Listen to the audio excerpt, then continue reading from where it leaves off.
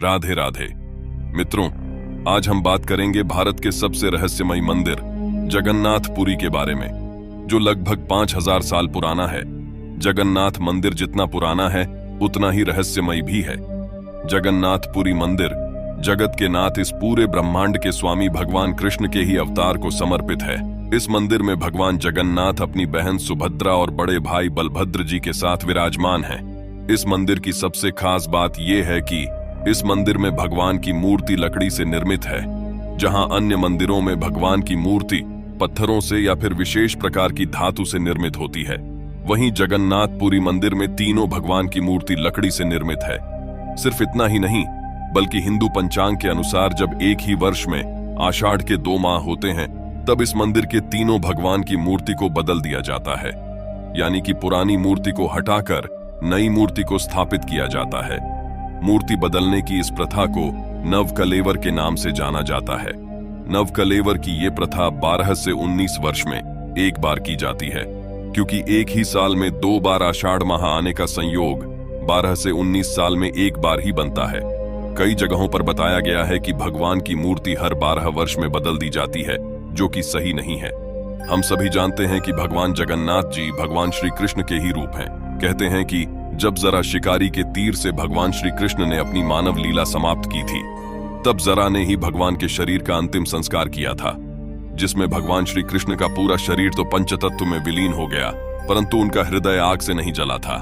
कहते हैं कि भगवान श्री कृष्ण का हृदय आज भी जिंदा और सुरक्षित तरीके से जगन्नाथपुरी में जगन्नाथ भगवान की मूर्ति के भीतर रखा हुआ है, जिसे ब्रह्म पदार्थ के नाम से जाना जाता है। पुरी मंदिर में भगवान जगन्नाथ की सेवा करने वालों के अनुसार ब्रह्म पदार्थ बहुत ही अद्भुत और दिव्य पदार्थ है, जिसमें से ऊर्जा प्रवाहित होती रहती है। ब्रह्म पदार्थ से निकलने वाली ऊर्जा के कारण ही भगवान जगन्नाथ की मूर्ति समय के साथ अपना अस्तित्व खोने लगती है। और यही वजह है कि प्रत्येक 12 से 19 साल में ब्रह्म पदार्थ को भगवान जगन्नाथ के पुरानी मूर्ति से निकालकर नई मूर्ति में स्थापित कर दिया जाता है। ब्रह्म पदार्थ को पुरानी मूर्ति से निकालकर नई मूर्ति में स्थापित करने की विधि भी बहुत ही हैरान करने वाली है। ब्रह्म पदार्थ को बदलने से पहले मंदिर को पूरी तरह से खाली करवा दिया जाता है और मंदिर के चारों तरफ पुलिस का कड़ा पहरा लगा दिया जाता है, ताकि कोई भी मंदिर के भीतर प्रवेश न कर सके। जिसके बाद पुजारी के आंखों पर पट्टी बांध दी जाती है और हाथों में मोटे दस्ताने पहनाए जाते हैं। लेकिन सबसे ज्यादा हैरान करने वाली बात यह है कि इस प्रक्रिया को करने से पहले न सिर्फ जगन्नाथपुरी मंदिर की, बल्कि पूरी शहर की ही लाइट को काट दिया जाता है। लेकिन क्यों? आखिर इस ब्रह्म पदार्थ में ऐसा क्या है जो उसे बदलते समय सारे शहर की लाइट काटने की जरूरत पड़ जाती है? स्थानीय लोगों के अनुसार आज से करीब 70 साल पहले एक व्यक्ति ने छिपकर ब्रह्म पदार्थ को देखा था, जिसने बाद में बताया कि ब्रह्म पदार्थ के भीतर से तेज रोशनी निकल रही थी और सफेद रंग का तरल पदार्थ निकल रहा था। शायद यही वजह है कि ब्रह्म पदार्थ को बदलते समय आंखों पर पट्टी और हाथों में दस्ताने पहने जाते हैं। ब्रह्म पदार्थ से निकलने वाली इस ऊर्जा और तरल पदार्थ की वजह से जगन्नाथ भगवान की मूर्ति समय के साथ खराब होने लगती है और इसे बदलना पड़ता है। सबसे ज्यादा हैरान करने वाली बात यह है कि ये ब्रह्म पदार्थ पिछले 5000 वर्षों से लगातार ऊर्जा प्रवाहित कर रहा है, यानी कि धड़क रहा है, वो भी लकड़ी की बनी हुई मूर्ति के भीतर। ये चमत्कार नहीं है तो क्या है? इसलिए कहते हैं कि जगन्नाथपुरी में तर्क और विज्ञान नहीं चलते। वैज्ञानिकों की एक थ्योरी के अनुसार ये ब्रह्म पदार्थ कोई विशेष प्रकार का मेटल है, जो बिना किसी सपोर्ट के ही ऊर्जा प्रवाहित कर रहा है। और शायद इसी वजह से भगवान श्री कृष्ण के शरीर के पंचतत्वों में विलीन होने के बाद भी ये ब्रह्म पदार्थ आग से नहीं जला और आज भी बदस्तूर धड़क रहा है। ब्रह्म पदार्थ यानी कि भगवान का दिल बदलने वाले पुजारियों के अनुसार उन्होंने कभी ब्रह्म पदार्थ देखा तो नहीं है, पर उसे हाथ में लेने पर ऐसा महसूस होता है कि जैसे उन्होंने कोई जिंदा खरगोश अपने हाथों में पकड़ रखा है। इन सब के बाद भी एक सवाल का जवाब अभी भी नहीं मिलता कि आखिर इस प्रक्रिया के दौरान सारे शहर की लाइट क्यों काटी जाती है।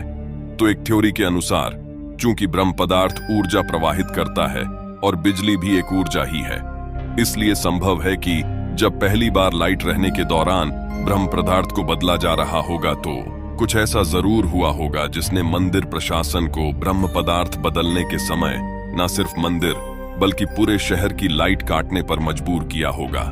यहाँ गौर करने वाली बात यह है कि हम सभी जानते हैं कि पत्थर और धातु ऊर्जा के गुड कंडक्टर होते हैं, जबकि लकड़ी ऊर्जा की बैड कंडक्टर मानी जाती है। और भगवान का दिल यानी कि ब्रह्म पदार्थ ऊर्जा प्रवाहित करता है। शायद इसीलिए भगवान की मूर्ति यहाँ पर पत्थर या धातु की ना होकर लकड़ी की बनी हुई है। मित्रों, जगन्नाथपुरी मंदिर रहस्यों की वो जगह है जिसके रहस्य आज 5000 साल से ज्यादा समय के बाद भी अब बूझ पहेली बने हुए हैं। यदि आप जगन्नाथपुरी मंदिर के बारे में और गहराई से जानना चाहते हैं तो मैंने पहले भी इस पे 2 वीडियो बनाई हुई है, जिसका लिंक मैं डिस्क्रिप्शन में दे दूंगा। आप लोग उन दोनों वीडियो को भी देख सकते हैं। मित्रों, अगर मैं आपसे कहूं कि जगन्नाथ मंदिर पूरी तरह से साउंड प्रूफ है तो आपको कैसा लगेगा? जी हां, जगन्नाथ मंदिर जो कि समुद्र तट के पास ही स्थित है। लेकिन कमाल की बात यह है कि जैसे ही आप मंदिर के भीतर प्रवेश करते हैं, आपको समुद्र की शोर मचाती हुई लहरों की आवाज आनी बंद हो जाती है, जैसे कि वहां समुद्र नाम की कोई चीज है ही नहीं। लेकिन जैसे ही आप एक कदम भी मंदिर से बाहर रखते हैं, आपको फिर से समुद्र का वही शोर सुनाई देने लगता है, जो कि वाकई में बहुत ही ज्यादा हैरान करता है। रहस्य अभी खत्म नहीं हुए हैं। जगन्नाथ मंदिर की ऊंचाई 214 फीट की है, लेकिन कमाल की बात है कि इतने ऊंचे मंदिर के गुंबद की परछाई भी नहीं बनती है। आखिर क्यों? ये सवाल भी आज तक एक रहस्य ही है। सिर्फ इतना ही नहीं, बल्कि मंदिर के शीर्ष पर लगा हुआ झंडा भी हमेशा हवा के विपरीत दिशा में ही लहराता रहता है, जो कि इस मंदिर को और भी रहस्यमय बनाता है। 214 फीट ऊंचे इस मंदिर का झंडा प्रतिदिन शाम के समय बदला जाता है। मान्यता है कि यदि एक दिन भी मंदिर का झंडा नहीं बदला गया तो मंदिर 18 साल के लिए पूरी तरह से बंद हो जाएगा।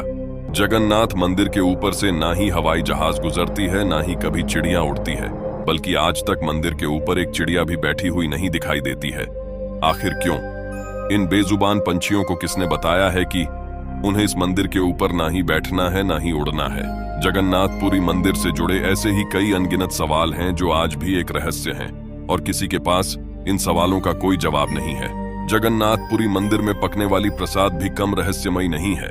जगन्नाथपुरी मंदिर के प्रसाद को महाप्रसाद के नाम से जाना जाता है। मंदिर में प्रसाद बनाने के लिए मिट्टी के 9 बर्तन एक के ऊपर एक करके रखे जाते हैं। विज्ञान कहता है कि आग के पास रखी हुई बर्तन का खाना सबसे पहले पकेगा, पर यही तो है जगन्नाथपुरी का रहस्य। यहाँ पे विज्ञान पूरी तरह फेल हो जाता है। प्रसाद पकने की प्रक्रिया में सबसे ऊपर के बर्तन का प्रसाद सबसे पहले पकता है, फिर क्रमशः नीचे की तरफ एक के बाद एक पकता जाता है। अब इसे क्या कहेंगे आप? ये चमत्कार नहीं तो क्या है? महाप्रसाद में 56 प्रकार के भोग शामिल होते हैं। कहते हैं कि मंदिर में प्रसाद कभी खत्म नहीं होता है, ना ही कभी व्यर्थ होता है। मंदिर में प्रतिदिन 20,000 लोगों के लिए महाप्रसाद बनाया जाता है, लेकिन किसी दिन लाखों लोग भी आ जाएं तो वो भी प्रसाद ग्रहण करके ही जाते हैं, जो किसी चमत्कार से कम नहीं है। तो मित्रों, आप कब जा रहे हैं जगन्नाथपुरी? कमेंट करके बताइए। आज की वीडियो में इतना ही। मिलते हैं फिर अगली वीडियो में। तब तक के लिए राधे राधे।